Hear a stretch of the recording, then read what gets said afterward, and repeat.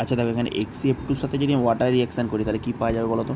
HCF2 সাথে H2O reaction, xenon আছে, XCO3 আছে, XCOF4 আছে, XCO2F2।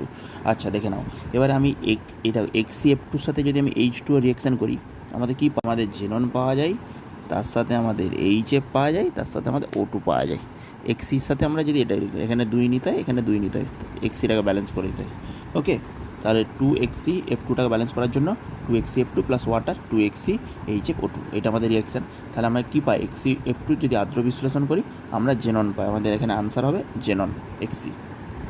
এবার আমাদের XCO3, XCOF4, XCOF2 আমরা যখন দেখো তো FCX6 এরও আদ্র বিশ্লেষণ করছি, এর আদ্র বিশ্লেষণ করছি, এর আদ্র বিশ্লেষণ করছি, এখানে ওয়াটার দিলাম, এখানে ওয়াটার দিলাম, এখানে ওয়াটার দিলাম। যেহেতু আমাদের দেখো FCF6-এ প্রথমে আমি 1 অণু নিলাম ওয়াটার, তাহলে আমাদের একটা অক্সিজেন পাওয়া গেল, OF4 যুক্ত যৌগ, একটা অক্সিজেন যুক্ত যৌগ পাওয়া গেল। যখন আমি 2 অণু ওয়াটার নিলাম তখন আমাদের 2টো অক্সিজেন যুক্ত, তার মানে O2F2 পাওয়া গেল, O2F2 2 অণু ওয়াটার।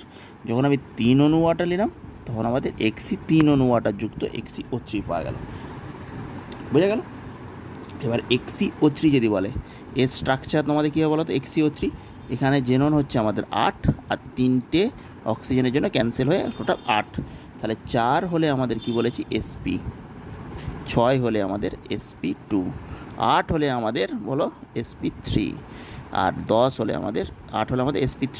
তাহলে এটা আমরা SP3, তাহলে SP3 কীরকম স্ট্রাকচার হয় বলো? পিরামিড টাইপের হয় XCO3, 4টে সাইট হবে, তাহলে টোটাল হচ্ছে আমাদের XCO3 হচ্ছে এই স্ট্রাকচার হবে। একটা লোন পেয়ার থাকবে,